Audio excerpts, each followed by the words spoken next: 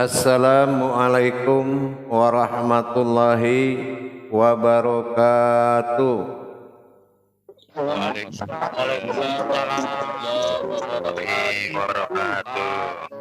Alhamdulillah, alhamdulillahi rabbil alamin.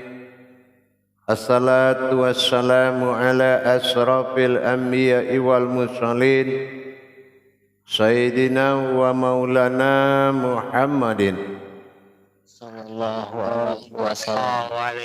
Ashhadu an la ilaha illallahul malikul haqqul mubin wa ashhadu anna Muhammadan abduhu wa rasuluhu wassadiqul wa'adal amin. Allahumma salli wa sallim wa barik wa karim ahzanul nabil karim. Ihdinil ladzi min jamalika wa innal ladzi min jalalika wa innahu min kitabika wa tahirin wal mujahidina amma ba'du ibadullah. Bersyukur kita kepada Allah dengan mengucapkan alhamdulillahi rabbil alamin atas segala limpahan karunia rahmah dan hidayahnya, serta dengan izinnya juga kita dapat menjalankan amanahnya, beramal dan beribadah zahir batin dunia dan akhirat. Bersalam kita tidak akan pernah kita lupakan. Marilah sama-sama kita sampaikan kepada junjungan kita Nabi Allah, Nabiul Akhirul Zaman, Rasulullah Muhammad sallallahu alaihi wasallam. Atasnya kalimahnya kita kalamkan bersama-sama dengan membacakan Allahumma sholli ala Sayyidina Muhammad wa ala alihi Sayyidina Muhammad. Alhamdulillah, grup 6 yang dirahmati Allah rahimakumullah. Insyaallah di dalam kita memperjalankan diri kita, rohani kita kepada Allah, tentunya jangan lupa kita rumus-rumus hakikat. Apa yang dikatakan rumus hakikat? Kalau kita mengkaji agama, hakikat dari agama adalah diri. Tapi kalau kita mengkaji diri, hakikat diri adalah Tuhan. Berarti kita mengkaji tentang Tuhan, karena asal diri adalah Tuhan. Inna lillahi. Jadi kalau kita mengkaji tentang Tuhan, berarti kita harus mengikuti alurnya. Kalau tidak, bagaimana kita bisa mendapatkan diri kalau alur kaji tadi tidak kita ikuti? Berbicara mengenai hakikat daripada sebuah wujud, dikatakan wujud itu ada, tapi manakah yang dulu ada dengan tiada? Nah, ternyata maksud dan tujuan kajian Tuhan ini berbeda dengan pengartian atau penterjemahan manusia. Kalau manusia mengatakan ada itu yang dahulu, kalau sudah meninggal baru tiada. Itu bahasa amaliyah. Kalau bahasa hakikat adalah bahasa makna, bahasa hikmah, yaitu bahasa munajat. Kalau dikatakan dia tiada, sama sekali semuanya pun tiada, bahkan tulisan-tulisannya pun tiada. Tidak ada sama sekali. Tetapi kalau Allah mengatakan tiada, itu ada tulisannya, ada lauh mahfuznya. ada hijaiyahnya. Nah, inilah yang menjadi sebutan keakuannya. Sebab kalau kaji wujud asal mula semua jadi, kalau kita mengatakan dari tiada ada dan dalam ada itu tiada, jangan kita mencampur adukan pemahaman dengan amaliyah atau ibadah. Kalau ada, kaji wujud, kaji usul, berarti tidak ada penyebutan lain atau asma-asma lain. Penyebutan Muhammad, penyebutan Adam, itu enggak boleh. Ya, itu tidak boleh. Jangankan Adam dan Muhammad, sebuah perumpamaan saja kita taruh di sampingnya, itu sudah binasa. Qiyamuhu binafsihi. Jadi dia berdiri sendiri. Ini yang dikatakan aku. Tetapi dari keakuannya inilah kita bisa mulai mengkaji apa yang dimaksud dengan aku. Karena ada kalam aku adalah aku dan aku di dalam aku. Ini kalau bahasa iman harus dapat mencernanya. Tapi kalau bahasa itu diartikan dengan akal, ini semua sudah tidak bisa dijalankan. Jadi yang dimaksud dengan aku tadi, ingat huruf la, huruf tiada. Nah, kalau tiada la, lam, alif. Nah, kalau kaji ini kaji ada, dia itu dinamakan hu, aku. Nah, bagaimana kita mengatakan hu? Contoh hu Allah. Ada enggak hak kita menyatakan diri kita aku Allah? Itu bukan kalam kita. Itu bukan hakikat atau hak kita. Itu hak mutlak bagi Allah. Aku Allah. Tapi kalau kita tidak menyaksikan dari kodrat aku tadi atau hu, ha lebur jadi aras, alif domah u lebur jadi sir. Rahasia. Coba bayangkan kalau hanya kekuatan dan rahasia, bagaimana kita bisa melihat? Tidak mungkin kita bisa melihat. Maka jatuh kepada kosong. Ya. Nah, dari kosong inilah aku, Allah berkauni arasun.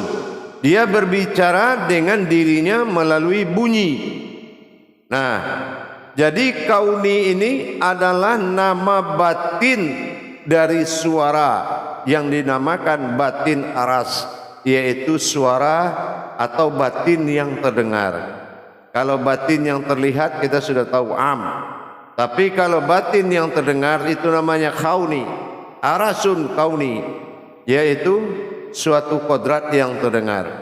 Begitu kita dengar, kita melihat dan menyaksikan bagaimana dia maujud menjadi ta'yun. Ya, bagaimana dia maujud menjadi ta'yun? Kenapa? Aku ingin menjadi Tuhan, maka aku jadikanlah umat.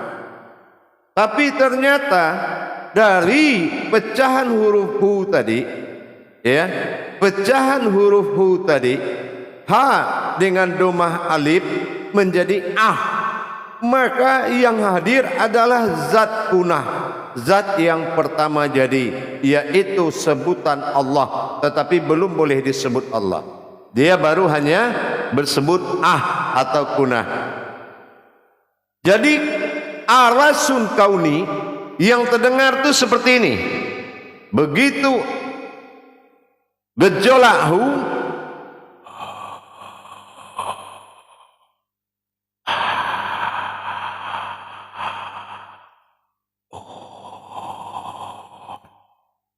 Apabila kita sudah masuk ke dalam bunyi tadi, kauni arasun, kamu akan tahu siapa Tuhan. Begitu kita melaksanakan sampai terwujud dia, kun aku, fayakun hu atau dia, maka faya dia hadir dari dalam kalbi kita, yaitu kaun. Kaun bukan kun tapi kaun, ada waw di situ. Di fayakunnya itu ada waw, ya. Sementara kun alifnya juga tidak ada, dibaca kun tapi tidak ada alifnya. Nah, lihat surat Yasin itu tidak ada alifnya, kun. Nah, cuma disitulah sir tadi, alif sir itu dasarnya. Maka mewujudlah lam alif, ya. Tapi kalau wujud awal semuanya jadi barulah mewujud awal semuanya diciptakan. Nah, setelah ini jadi zat yang berupa tetapi tidak berbentuk, maka Allah tiupkan Rohul Kudus, ruh yang sangat suci. Apa ruh yang sangat suci? Itulah yang dinamakan sir. Sir itu dinamakan dengan Ahmad, ya. Nah, Ahmad sir atau dikatakan batin. Batin dari dohirnya Muhammad, batinnya Ahmad. Ahmad diri batin, yaitu diri yang dipuji. Nah, sekarang saya tanya, siapa nama diri yang dipuji? Ahmad. Nama batinnya apa? Alhamdulillahi Rabbil Alamin. Katanya harus kamu patuh dan kamu sembah. Segala puji bagi Allah Tuhan di sekalian alam. Tetap lari dia kepada makom an, tetapi kodrat usulnya berasal dari Ahmad. Makanya dikatakan, maka sembahlah dia semuanya. Ke siapa dia suruh menyembah? Ke umat yang dijadikan. Kalau yang pertama dia wujudkan adalah kerangka umat bagi Tuhan wahid betapa tunggal, itu adalah Allah yang dijadikan oleh Tuhan. Ilah menjadikan Allah. Tapi mana umatnya? Disinilah diturunkan kodrat keumatan. Apa yang dikatakan kodrat keumatan? Ada ruh yang ditiupkan yang bernama Idofi. Idofi ini adalah ruh yang berkodrat kemanusiaan atau dikatakan kodrat kemanusiaan. Kenapa? Kalau nur tidak bisa jadi umat, zat tidak bisa jadi umat, batin tidak bisa jadi umat, wujud tidak kodrat umat, kodrat tidak umat, iradah tidak umat, kalam sama basar kalam hayat tidak umat. Umat mana? Kodrat diri tetap diri, diri memiliki sifat umat dinamakan, yaitu dengan apa tadi? Diri apa? Ruh yang ditiupkan?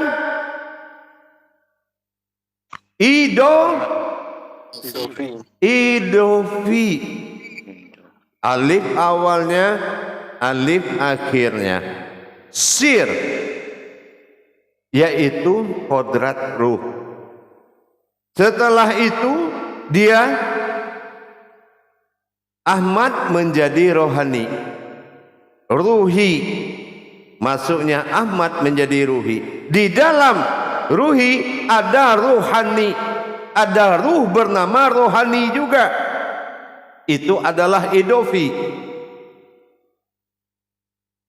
Itu adalah kodrat kemanusiaan. Bukan berubah menjadi kodrat sebuah manusia, tapi itu kodrat keumatan, yaitu kodrat yang menyembah.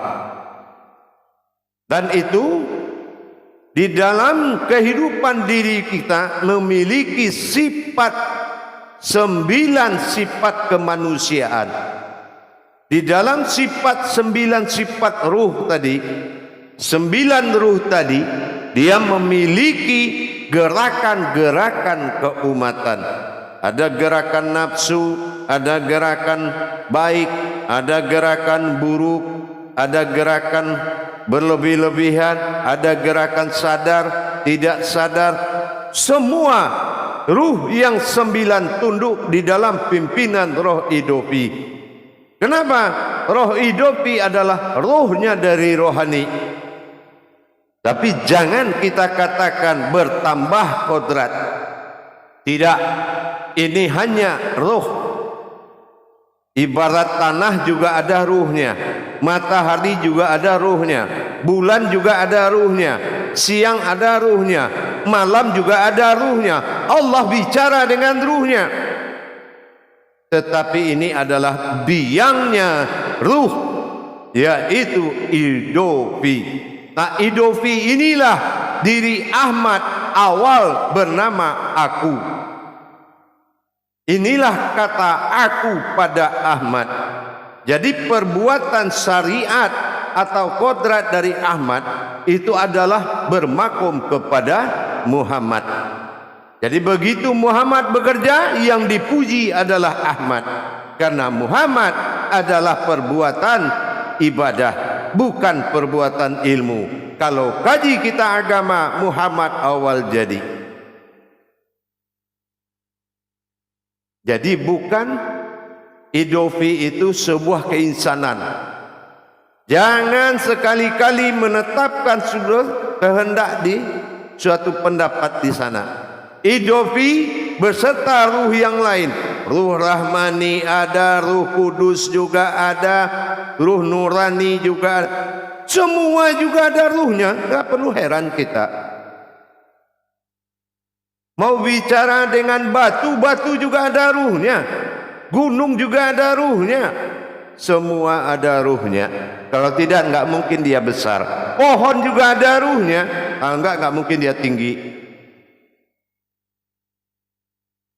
Ada juga pohon yang mati, berarti ada ruhnya hidup.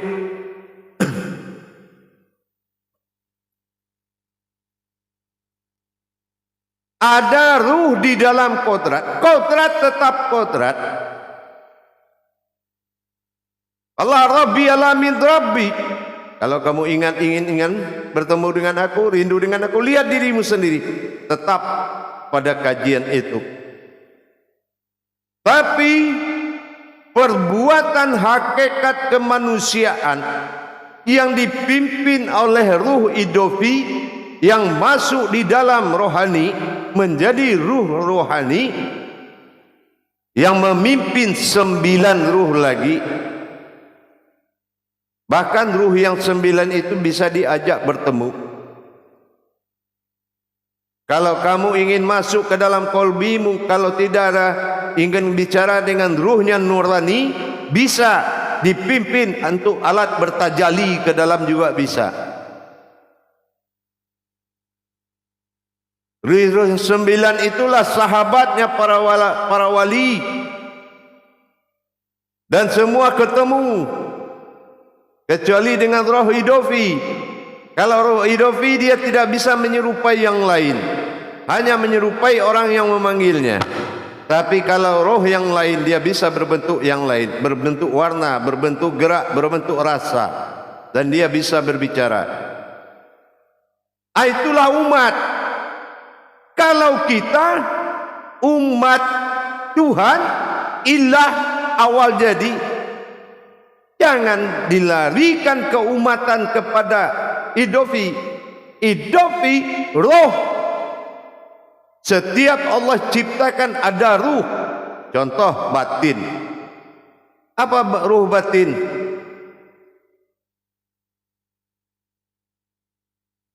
Ruhu. Apa ruh zat? Ruhi. Apa ruh aras, ruha, atau disebut dengan qadar, kodrat. Semua pakai ruh, tidak ada masalah. Dipanggil ruh nurani. Bahkan Allah suruh kita bicara dengan ruh-ruh yang ada. Bukan ruh-ruh seperti ruh mati, ruh hidup, tidak. Ruh itu semua berasal dari nur. Nur sirullah. Ya, nur sirullah. Nur dari rahasianya Allah. Jadi tidak ada perubahan. Hanya bertambah kekayaan pemahaman diri. Baik, kita lakukan muzakarah. Salu muzakaratun fil jamiati rahimakumullah. La ilaha illallah wallahu akbar. Silakan juru tablik memimpin jamaahnya. Insyaallah ya. Assalamualaikum warahmatullahi wabarakatuh. Waalaikumsalam warahmatullahi wabarakatuh. Kepada para jamaah sekalian, monggo yang akan bertanya kepada Buya, insyaallah segera mengangkat tangannya, dan yang tidak bertanya mohon dimatikan audionya. Silakan Pak yang akan bertanya.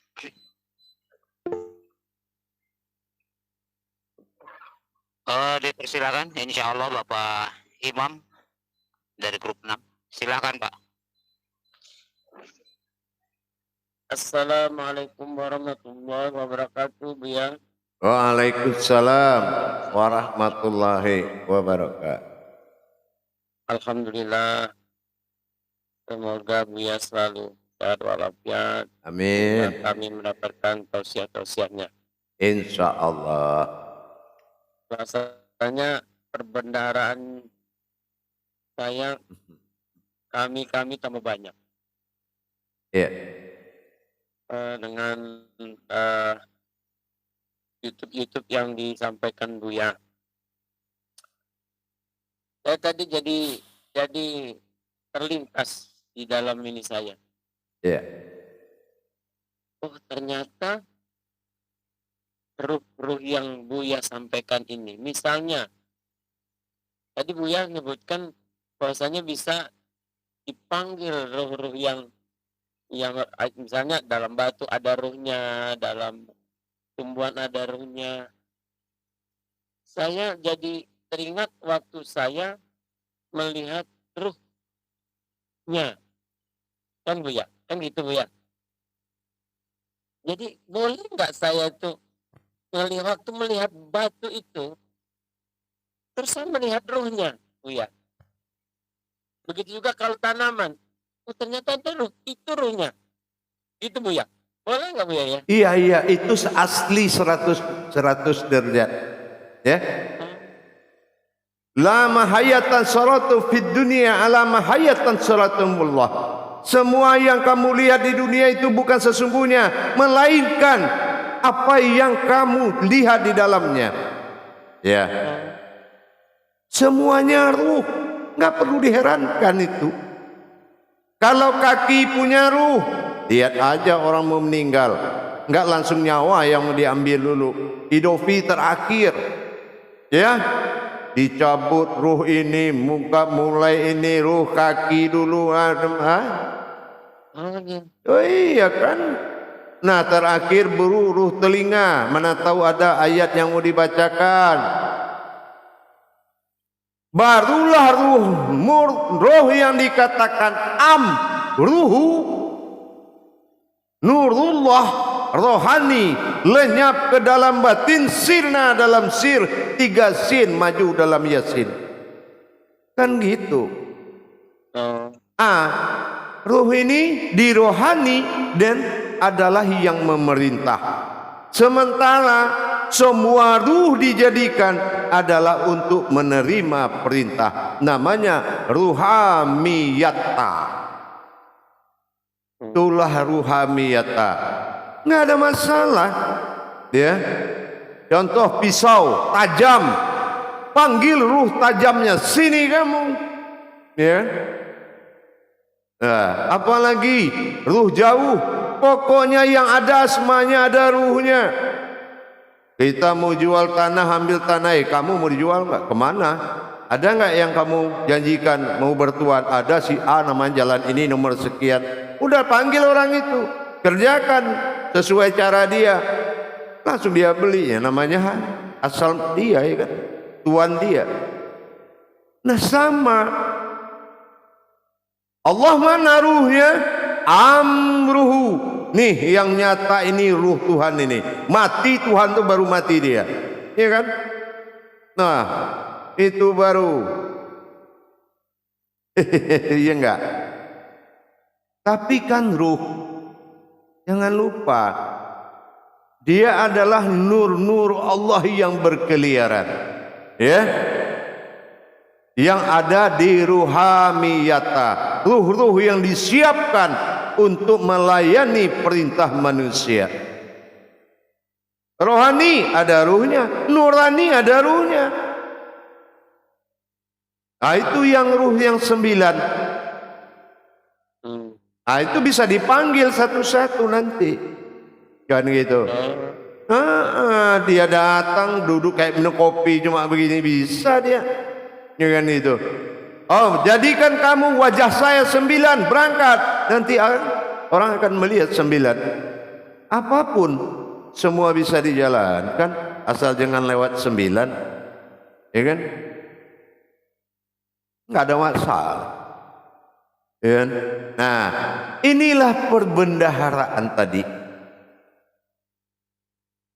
Tidak mungkin bisa rohani itu kuat tanpa dia menerima bendaharaan, tanpa dia menerima asupan kajian.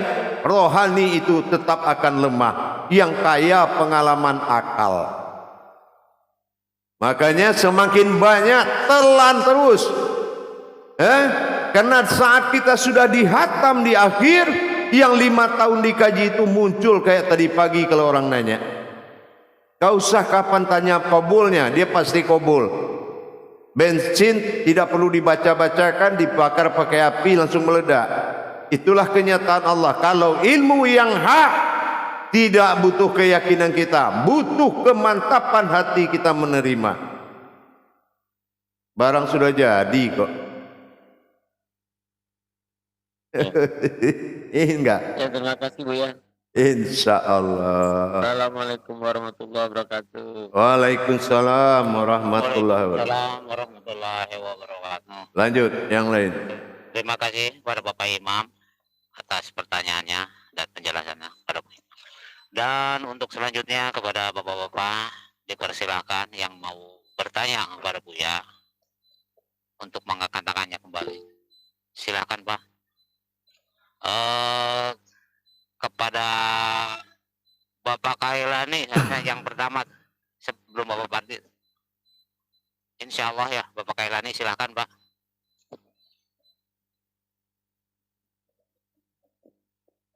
Audionya Pak dihidupkan. Assalamualaikum warahmatullahi wabarakatuh. Waalaikumsalam. Waalaikumsalam warahmatullahi wabarakatuh. Ya Buya, semoga sehat selalu Buya. Insya Allah. Amin. Saya ingin tanyakan Buya tentang soal ruh 9 ruh yang dipimpin oleh ruh idapi ini. Bisa tak Buya terangkan malam ini? Itu selanjutnya. Sekarang yang perlu diimani adalah telah terjadi ada hayat di dalam kodrat. Itu yang penting. Ada kehidupan ruh di dalam kodrat-kodrat yang kita kaji selama ini. Itu yang lebih penting dulu. Ya. Nah, kalau ini sudah menjiwa, baru kita masuk ke dalam tahap pertemuan dengan 9 itu. Paham? Paham Buya, terima kasih Buya. Baik. Ya Buya. Insya Allah. Assalamualaikum warahmatullahi wabarakatuh. Waalaikumsalam warahmatullahi wabarakatuh. Terima kasih kepada Bapak Kailani yang telah melakukan pertanyaan tadi. Dan untuk selanjutnya dipersilakan kepada Bapak-Bapak untuk mengangkat tangannya. Dipersilakan kepada Bapak Idris Abu Bakar. Insya Allah silakan Pak. Assalamualaikum Bapak Kailani, warahmatullahi mohon wabarakatuh. tangannya Pak. Waalaikumsalam warahmatullahi wabarakatuh. Alhamdulillah Buya, semoga sehat selalu. Amin. Amin. Insya Allah. Alhamdulillah kita simak apa dijelaskan oleh Buya bahwa asal usul roh yaitu roh kudus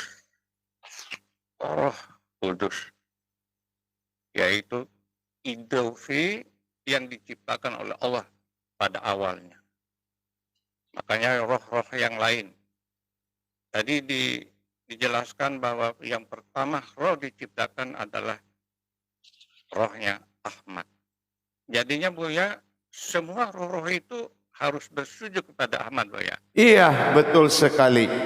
Ahmad adalah batinnya Allah. Alhamdulillahi Rabbil Alamin.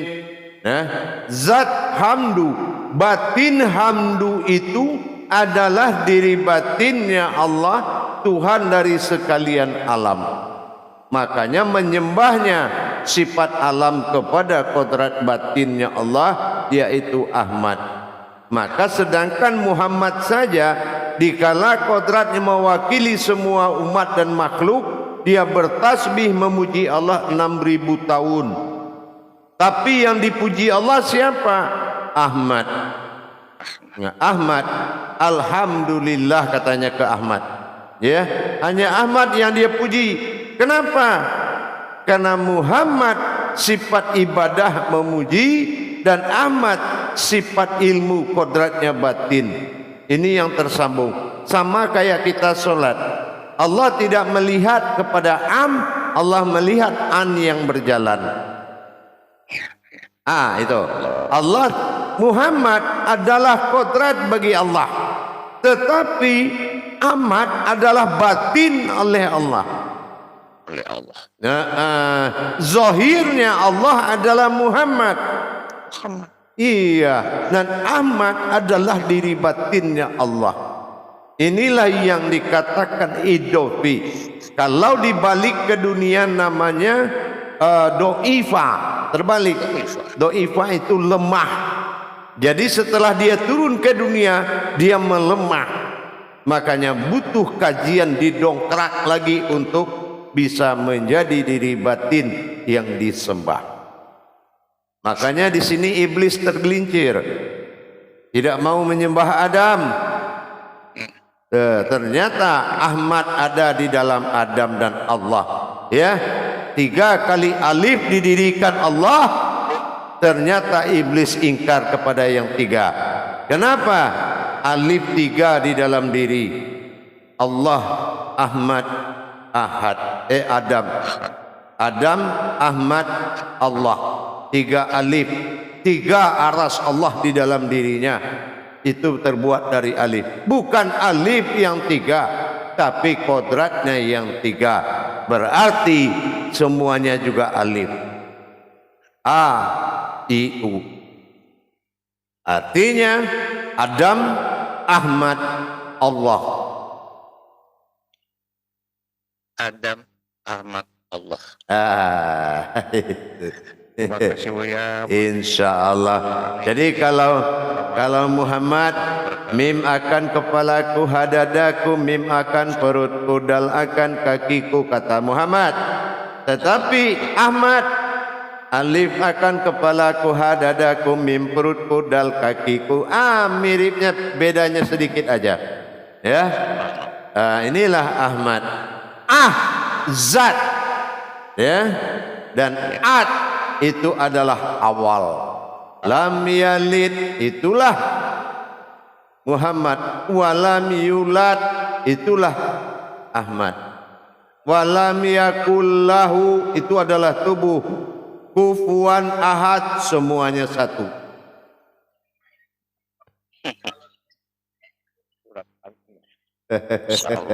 Ya, insya Allah. Ya, lanjut. Jangan lemah-lemah mengambil keputusan.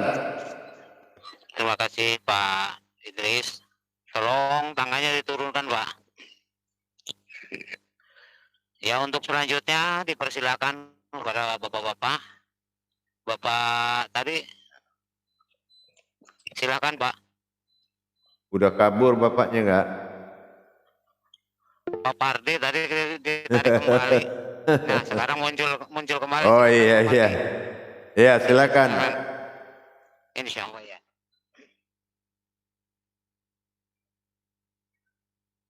Suaranya. Audio. Assalamualaikum warahmatullahi wabarakatuh, Buya. Waalaikumsalam warahmatullahi wabarakatuh. Semoga Buya sehat selalu, dapat memimpin kami. Insya Allah, doakan ya, doakanlah. Udah 70 ini. Insya Allah. Ingin saya tanyakan pentajalian yang pertama Buya paparkan tadi, itu Buya. Iya. Itulah yang dikatakan zikir, mengingat. Apa yang kamu ingat? Kejadian, terdengar suara dan aku menyaksikan dia berdiri. Itu yang zikir. Ini melihat belum, terasa belum, sudah mengingat. Nah, itulah yang dikatakan zikir. Al-zik. Ya. Desahan huruf itu jatuh menjadi desahan suara, lebur menjadi bunyi atau kauni arasun, maka bunyi itu kita saksikan, berulang-ulang kali menyaksikan bunyi, bukan mengulang ayat.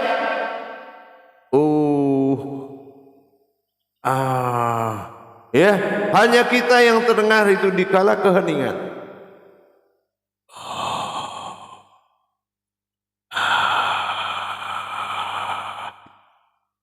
Alam hitam ma'rifat itu disaksikan. Ya Allah, perlihatkanlah ke aku, hadirlah menjadi Tuhanku ya Allah. Batin itu selalu bicara itu. Mata mengintai, suara bergerak, batin pun berdoa. Itu. Maka saya bilang, Allah memang Tuhan, tapi belum tentu Tuhanmu. Karena kamu belum pernah menjadikan dia Tuhan dalam dirimu. Paham? Insya Allah. Inilah yang akan kita saksikan. Ya. Inilah yang akan kita ingat terus, zikir. Makanya tidak boleh sebelum kita mampu melebur huruf tadi menjadi kauni, arasun kauni, tidak akan pernah dia jadi zikir. Tapi kalau sempat kita mengingat hurufnya mengulang 2 kali, maka dia jadi biwitir dan rohani mengalami kafir sindik. Apa kafir sindik? Kalau dia mengaku aku Allah, nah itu bahaya itu. Tapi kalau aku Allah ini jatuh ke dalam ingatan dan penyaksian, dan penyaksian menjadi sebuah ingatan atau zik, maka itu adalah kenyataan. Itulah salabiyahnya Allah. Itulah dia. Aku Allah, itu dia yang berhak, bukan kita. Maka dia tidak boleh jadi kalam, meskipun jadi ibadah. Tetapi kalau dia menjadi ilmu, disinilah kita menyaksikan bagaimana alif itu tumbuh dari aku menjadi Makanya dikatakan hu menjadi aku di zaman itu, di kala itu tidak ada sesuatu pun melainkan aku sendiri. Itulah ilah, la ilah. Di kala itu tidak ada Tuhan di situ melainkan aku la. Ya. Nah, makanya la hu aku illaha Allah, akulah yang nyata bernama Allah. Maka jatuhlah zikir bernama Hu Allah. Itulah asal usul zikir Hu Allah. Paham? Insya Allah. Kan alam Allah, kata Allah menjadi masuri dan zikir Allahu menjadi siri. Maka disebutlah zikir siri matsuri, artinya Hu Allah. Tetapi kalau dia diucapkan, maka ini sifatnya salah ke diri kita, karena kita tidak boleh mengaku aku Allah, tapi kita boleh menyaksikan bagaimana berdirinya diri menjadi aku, menjadi Allah. Boleh disaksikan oleh pandangan, tapi tidak boleh diucapkan dengan kalam. Paham? Insya Allah. Barakallah. Insya Allah para jamaah. Baik, saya kembali 10 menit lagi. Assalamualaikum warahmatullahi wabarakatuh.